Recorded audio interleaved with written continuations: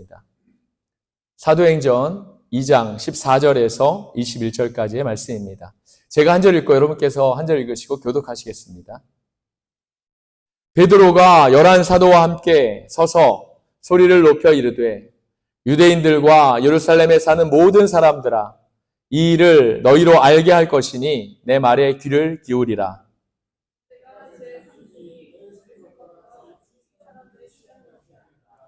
이는 곧 선지자 요엘을 통하여 말씀하신 것이니 일러스되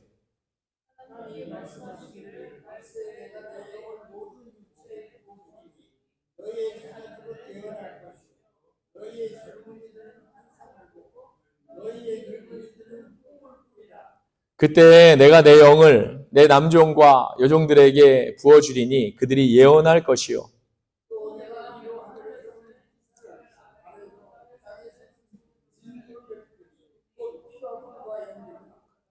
주의 크고 영화로운 날이 이르기 전에 해가 변하여 어두워지고 달이 변하여 피가 되리라.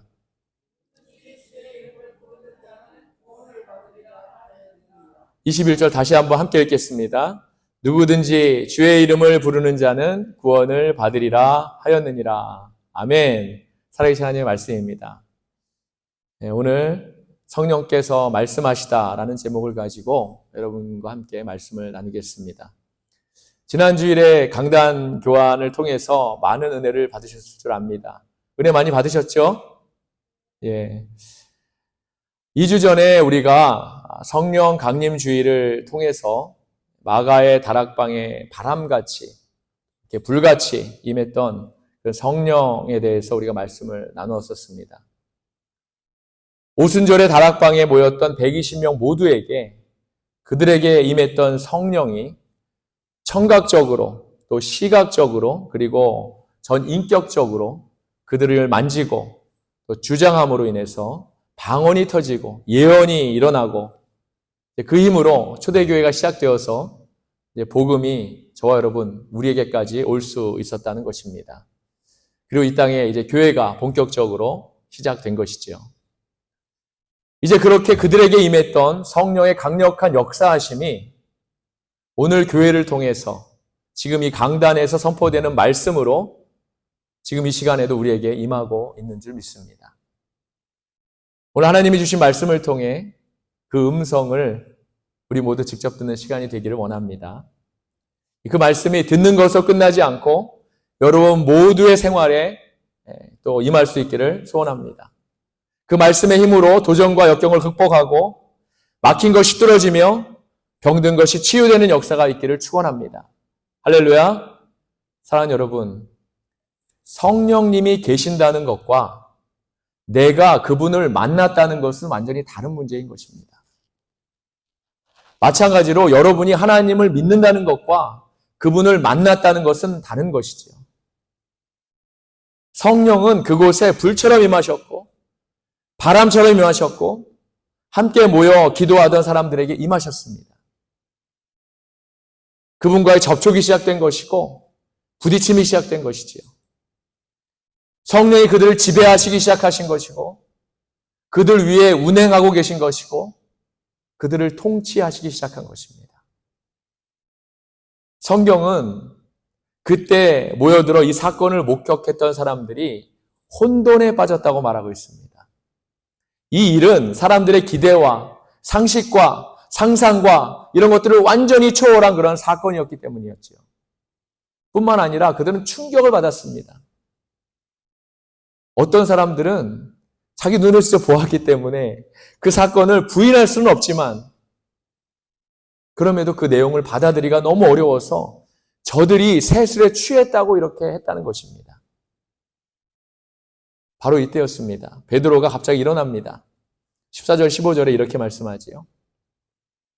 베드로가 11 사도와 함께 서서 소리를 높여 이르되 유대인들과 예루살렘에 사는 모든 사람들아 이 일을 너희로 알게 할 것이니 내 말에 귀를 기울이라.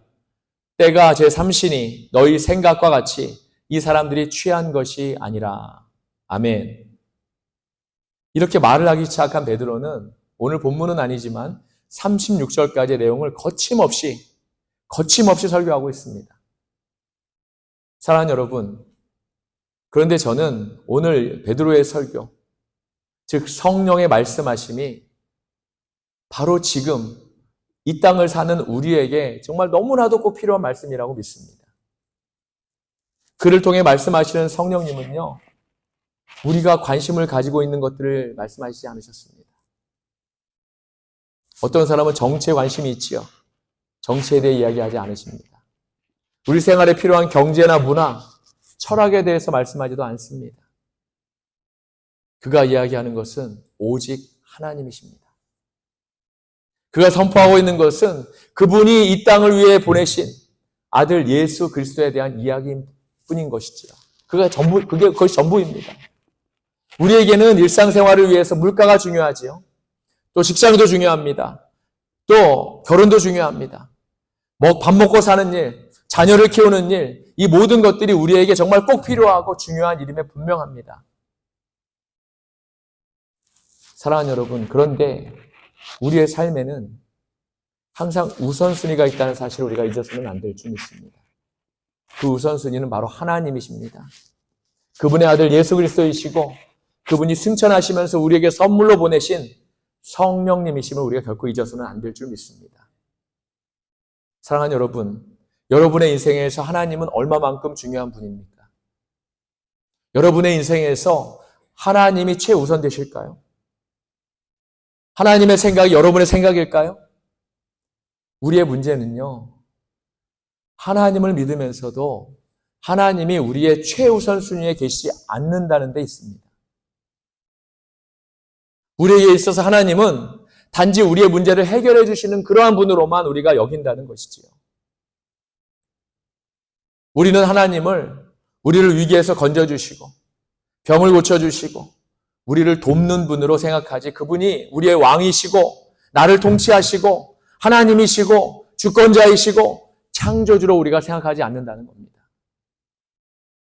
여러분의 우선은 성령님이십니까, 여러분? 정말로 여러분의 최우선은 무엇입니까? 저는 오늘 여러분의 삶에서 하나님이 가장 중요할 수 있게 되기를 원합니다. 할렐루야. 구원이 여러분 삶의 목적이 되고 전도하는 것이 여러분 삶의 생활화가 될 수 있기를 바랍니다. 베드로가 오늘 일어서서 제일 먼저 전하고 있는 말씀은 자기의 생각이 아니라 전적인 하나님의 말씀이었다는 겁니다. 14절을 다시 한번 볼까요? 베드로가 11사도와 함께 서서 소리를 높여 이르되 유대인들과 예루살렘에 사는 모든 사람들아, 이를 너희로 알게 할 것이니 내 말에 귀를 기울이라. 본문에 보니까 재미있는 것은 베드로가 혼자 설교한 것이 아니라 11사도와 함께 서서 그렇게 선포하고 있다는 그런 사실입니다. 그들은 정말 한 마음으로 한 믿음을 모아서 그렇게 하나님의 말씀을 전하고 있다는 겁니다. 그의 생각은 11사도의 생각과 같은 것이었고 같은 신앙 고백이었고 같은 마음이었다는 겁니다. 이렇게 한 성령으로 모두가 하나가 되는 그런 역사가 일어나는 줄 믿습니다. 15절입니다. 때가 제3시니 너희 생각과 같이 이 사람들이 취한 것이 아니라. 아멘. 제3시는 우리가 언뜻 생각에 오후 3시가 아닐까 생각하지만 지금의 오전 9시를 말합니다. 아침 시간인데도 사람들이 이들을 보고 취했다고 하니까, 달리 다른 말로 설명할 길이 없으니까 이들이 취했다고 이렇게 말했던 거죠. 그러니까 베드로가 아침 9시부터 취한 사람이 어디 있느냐고 이렇게 반문을 하고 있는 것이지요. 저는 성령이 이 시간에 그들에게 임했다는 사실이 너무나 좋습니다, 여러분. 그들의 정신이 가장 맑을 때, 그렇게 바로 그때에 성령님이 임하신 겁니다. 성령은 오순절인 주일 오전 9시에 그들에게 임하셨던 것이지요. 또 베드로는 요엘서의 예언을 들어서 이것이 우연적이고 인위적인 사건이 아님을 선포하고 있습니다. 사랑하는 여러분, 교회는요, 인위적으로 만든 것이 아닙니다. 제가 제 마음대로 교회 개척한 것이 아닙니다. 몇 사람이 모여서 교회를 만드는 것이 아니라 우리가 이렇게 모인 것은 전적으로 하나님이 하신 것입니다. 교회에 주는 하나님이시고 그리스도께서 교회의 머리가 되시기 때문이지요. 우리는 그분의 몸된 지체일 뿐입니다, 여러분. 여러분이 예수를 믿게 된 것은요, 그 어느 누구의 힘으로 된 것이 아닙니다. 하나님이 여러분을 사랑하셨기 때문에. 그래서 예수를 여러분들이 믿게 된 것입니다. 교회가 좋아서, 프로그램이 좋아서 교회에 오는 것이 아닙니다. 하나님이 사랑하셨기 때문이고, 우리를 구원하기로 결정하셨기 때문에 우리가 주일만 되면 발걸음이 저절로 교회를 향해서 오게 되는 것입니다. 우리가 바로 하나님의 자녀가 되었기 때문이지요. 성령의 사건은 베드로 자신이 주장한 사건도, 제자들이 인위적으로 만든 그런 사건도 아닌 것입니다. 그것은 구약 성경의 요엘서 예언의 성취고 또 하나님의 사건이었습니다. 16절을 보겠습니다. 이는 곧 선지자 요엘을 통하여 말씀하신 것이니 일러스되. 아멘. 요엘서 2장 28절에서 32절의 말씀을 한번 보겠습니다. 그 후에 내가 내 영을 만민에게 부어주리니 너희 자녀들이 장래일을 말할 것이며 너희 늙은이는 꿈을 꾸며 너희 젊은이는 이상을 볼 것이며 그때에 내가 또 내 영을 남종과 여종에게 부어줄 것이며 내가 이적을 하늘과 땅에 베풀리니 곧 피와 불과 연기 기둥이라.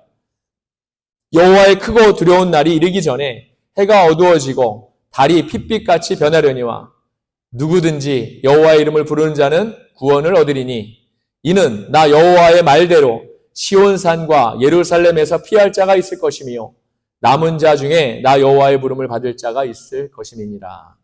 아멘. 요엘서에 말한 성령의 사건이 어떻게 응답되었는가 한번 보겠습니다. 17절입니다. 오늘 본문에 하나님이 말씀하시기를 말세 내가 내 영을 모든 육체에 부어주리니 너희의 자녀들은 예언할 것이요 너희의 젊은이들은 환상을 보고 너희 늙은이들은 꿈을 꾸리라. 아멘. 첫째로 오늘 본문 19절에 보면 성령은 말세, 즉 마지막 때에 오신다고 그렇게 말씀하고 있습니다. 요엘서에는 그 후에라는 표현을 썼는데 그 후에라는 것은 약속하신 메시아가 오신 후에라는 그런 말입니다. 메시아가 이 땅에 인간의 모습으로 오셔서 30년을 사시고 그 3년 동안 공생애를 사시고 마침내 십자가에 못 박혀 죽으신 후에 부활하시고 승천하심으로 하나님의 사역을 완성하셨습니다. 요엘서에서의 그 후에란 메시아가 그의 사역을 완전히 완성한 후에라는 말이고 이 말을 사도행전적 표현으로 말하면 마지막 때, 말세인 것입니다. 그러므로 마지막 때란 앞으로 우리에게 올 미래가 아니라 그리스도께서 오심으로 이미 시작되었다는 그런 말씀인 것이지요. 그리고 그게 언제겠습니까, 여러분? 바로 지금을 말합니다. 지금이 말세라는 겁니다. 마지막 때라는 거죠. 우리가 세상을 보면서 참 세상 말세다 말세 그러지 않습니까? 참 영적인 말인 줄 믿습니다. 바로 지금이 말세인 것입니다, 여러분. 갈라디아서 4장 4절에도 때가 참에 하나님이 그 아들을 보내사 여자에게서 나게 하시고 율법 아래 나게 하신 것이라고 했는데 바로 이때가 참회가 마지막 때를 뜻하는 것입니다. 그러므로 이 마지막 때는 예수님과 함께 시작되어서 십자가를 통해 그 중심이 이루어지고 주님이 다시 오심으로 이제 완전히 마침내 완성되는 것입니다. 둘째로 이 말씀을 통해 우리가 생각할 것은 내가 내 영을 모든 육체에 부어준다라고 이렇게 말씀하신 약속입니다. 요엘서에서는 이 말씀을 내가 내 영을 만민에게 부어주리니라고 이렇게 했지요. 만민은 모든 사람을 말합니다. 사랑하는 여러분, 이 말씀에 정말 놀라운 하나님의 능력이 있는 줄 믿습니다. 성령은 누구에게 임하십니까? 예, 바로 성령은 육체를 가지고 있는 누구에게나 임하십니다. 인간으로 태어난 사람이라면 누구에게든 성령이 임하시는 것이지요. 구약시대에는 선택된 소수의 특별한 사람에게만 성령이 임했습니다. 하지만 마지막 때에 주님이 승천하시고 난 그 후에는 또한 오순절 성령이 임하시고 난 그 후에는 하나님의 영이 주 앞에 나와 주의 이름을 부르는 모든 사람에게 임한다는 것입니다. 할렐루야. 아이나 어른이나 병든 자나 건강한 자나 실패한 자나 성공한 자나 감옥에 있는 자나 자유로운 자나 살인자나 가늠한 자나 지식이 있고 없고 상관없이 지역을 막론하고 성령이 부어진다는 그런 사실입니다, 여러분. 얼마나 놀라운 말씀입니까? 이 성령 또는 이 구원은 특정한 사람, 특정한 지역에 주어지는 것이 아니라 모든 족속에게 임하는 것입니다. 저 여러분에게도 임하는 것입니다. 지금 구약 성경의 예언이 실제로 요엘서의 말씀대로 이루어지고 있는 것이지요. 성령님의 역사는 다락방에서 시작해서 온 유대와 사마리아와 땅끝까지 이르러 지금 이 자리에 우리에게까지 이어져 온 것입니다. 사랑하는 여러분, 누가 가서 이 성령의 역사를 전하겠습니까? 여러분 중에 누가 가셔서 이 성령의 역사를 전하겠습니까?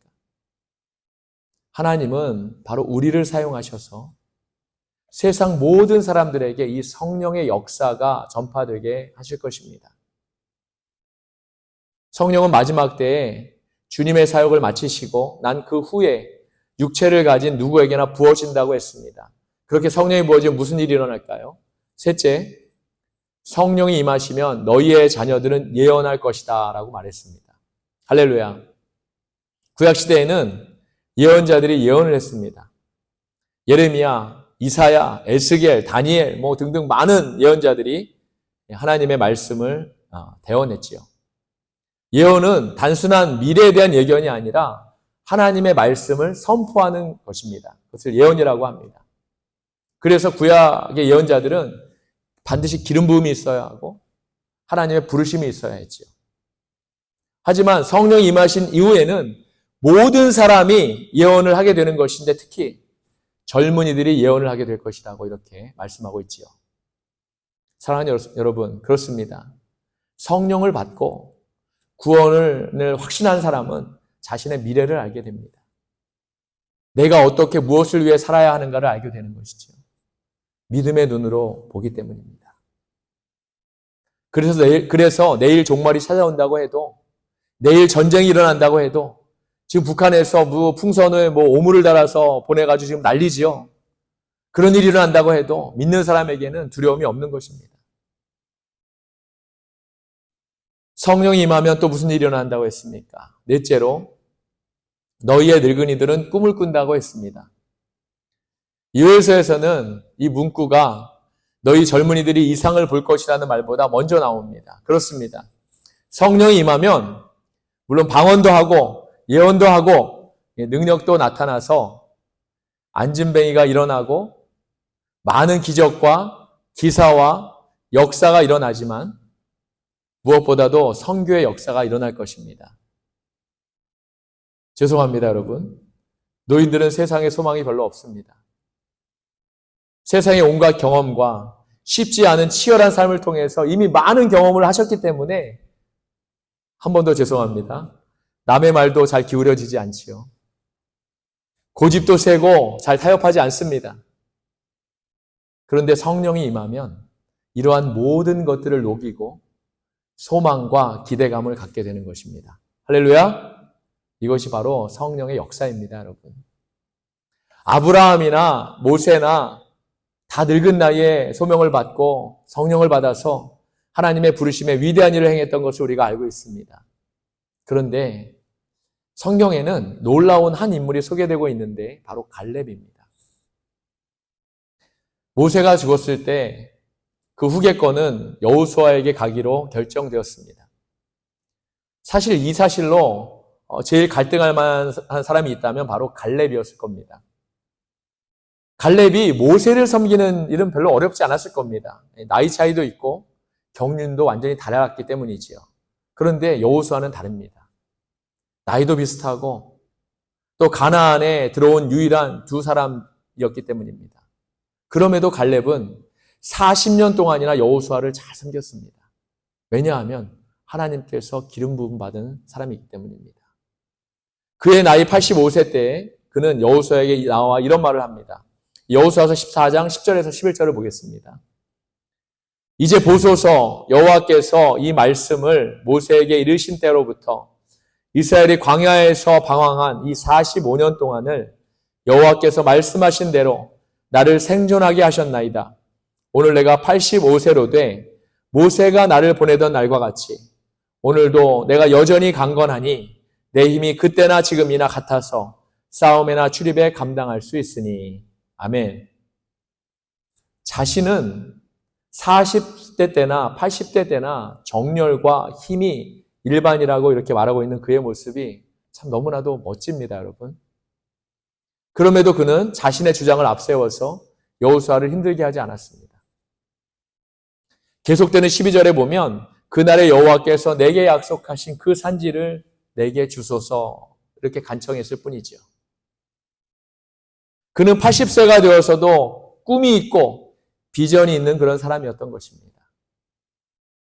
저와 여러분이 이런 축복을 받게 되기를 바랍니다. 할렐루야. 다섯째, 성령을 받으면 젊은이들이 환상을 본다고 했습니다. 요즘에요, 젊은이들을 보면 오히려 노인들보다도 꿈이 없는 것 같습니다. 제가 보기에 눈에 생기도 별로 없는 것 같고 또 비전도 별로 없어 보입니다. 그만큼 소망이 많이 없는 그런 세대에 살고 있기 때문에 그럴 수도 있겠지요. 그래서 저는 무엇보다도 반드시 젊은이들에게 바로 이 성령이 꼭 필요하다고 생각하고 있습니다. 젊은이들이 다시 꿈을 꾸고 환상을 보고 비전을 갖는 것, 이것이 젊은이들의 특권인데 바로 이것을 그들이 성령의 임하심을 통해서 다시 찾게 되고 하나님의 백성으로 복음을 위해 살아갈 수 있게 되는 것입니다. 계속해서 18절을 보겠습니다. 그때 내가 내 영을 내 남종과 여종들에게 부어주리니 그들이 예언할 것이요. 아멘. 성령이 임하면 종도 은혜 받고 예언을 하게 되는 것입니다. 저는 이 말씀이 너무나 좋습니다, 여러분. 구분이 없다는 것이지요. 성령은 모든 것을 구분이 없게 만듭니다. 다 똑같게 만듭니다. 누구든지 주의 이름을 부르는 자는 말이죠. 근데 21절에는 더 귀한 말씀이 소개되고 있죠. 금방 제가 말씀드린 누구든지 주의 이름을 부르는 자는 구원을 받으리라. 할렐루야. 그렇습니다, 여러분. 성령이 임함으로 누구든지 주의 이름을 부름으로 구원이 임하는 것입니다. 사랑하는 여러분, 하나님이 살아계시다면 우리는 하나님이 살아계신 것을 믿습니다. 할렐루야. 그래서 우리가 살아계신 하나님 이렇게 얘기하지 않습니까? 만약에 하나님이 살아계시다면 날마다 우리에게는 기적이 있습니다. 하나님이 없다면 무슨 기적이 있겠습니까, 여러분? 다 사기고 장난이죠. 뭐라고 얘기합니까? 마법입니까? 이렇게 얘기하죠. 하나님이 없다면 기적이 없는 겁니다. 그럼에도 우리에게는 하나님이 살아계시다고 믿으면서도 하나님이 하실 일에 대한 기대감이 없다는 것입니다. 우리는 세상에서 너무나 합리화, 상식과 이성적으로 살도록 훈련되어졌기 때문입니다. 그래서 하나님의 일하심을 많은 순간 제한하고 꿈을 꾸지 못하고 인정하지 못하는 것이지요. 내가 보지 못한 거는 믿지 못하겠다고 하는 겁니다, 여러분. 사랑하는 여러분, 사도행전에서 우리에게 계속 이야기하는 사실은 우리가 하나님을 제한하지 말아야 한다는 진리입니다. 하나님은 우리 하늘의 기적과 기사와 땅의 기적과 기사를 베푸신다고 분명히 말씀하고 있지 않습니까, 여러분? 이것이 오늘 본문 19절의 약속이고 계속해서 20절을 보십시오. 주의 크고 영화로운 날이 이르기 전에 해가 변하여 어두워지고 달이 변하여 피가 되리라. 앞으로 이 세상에는 이러한 변화와 역사들이 많이 일어나게 될 것입니다. 아니 이미 곳곳에서 이상한 기후 너무 이상하지 않습니까? 막 홍수로 넘쳐나고 어떤 곳은 가뭄으로 아주 고생하고 이런 징후들이 일어나고 있지 않습니까? 그럼에도 우리는 두려워할 필요가 없습니다. 할렐루야. 하나님은 성령님을 통해서 이 역사 속에 나타나셔서 누구든지 주의 이름을 부르는 자에게는 구원을 베풀어 주신다고 분명히 약속하고 있기 때문입니다. 말씀을 정리합니다. 사랑하는 여러분, 오순절에 다락방에 임하셨던 성령님이 제자들에게 초대교회에 말씀하셨던 것처럼 오늘 우리에게도 분명히 말씀하고 계십니다. 누구든지 주의 이름을 부르는 자는 구원을 얻으리라. 할렐루야. 저는 오늘날 교회가 힘을 잃고 정체성을 잃어버린 것은 성령을 잃어버렸기 때문이라고 믿습니다. 너무나 점잖고 제도화하고 프로그램화함으로 세속화된 현실이 하나님 보시기에 너무 부끄럽습니다. 은과 금은 내게 없거니와 내게 있는 것으로 내게 주노니, 뭐죠? 주 예수 그리스도의 이름으로 일어나 걸으라. 바로 이런 성령의 선포와 능력이 지금의 교회에 꼭 필요합니다, 여러분. 교회에는 하나님의 사건들이 있어야 합니다. 성령의 역사들이 매일매일 나타나야 하죠. 기적과 능력이 나타나야 합니다. 구원받은 자, 세례받은 자가 나와야 하고 귀신이 나가고 병이 치유되는 하나님의 강력한 기적이 일어나야 교회인 것입니다. 저는요, 우리 교회가 이런 교회가 되었으면 좋겠습니다. 할렐루야. 성령이 이끄시는 교회, 성령의 불이 있는 교회, 성령이 말씀하시는 교회, 이러한 교회를 위해서 성령의 임재를 날마다 간구하시는 그런 저와 여러분이 되시기를 소원합니다. 교회에 성령이 없으면 빈 껍데기입니다, 여러분. 속빈 강정이지요. 안고 없는 단팥빵인 것입니다. 오늘 우리에게 성령이 말씀하신 그 능력이 우리 모두에게 나타나서 그 영이 우리의 육체에 부어져서 자녀들이 예언을 하고 노인들은 꿈을 꾸고 할렐루야 젊은이들은 환상을 보는 그러한 산나운밸리 교회와 성도가 될 수 있기를 우리 살아계신 하나님 또 그 아들 예수 그리스도의 이름으로 축원하고 부탁드립니다. 아멘. 기도하시겠습니다.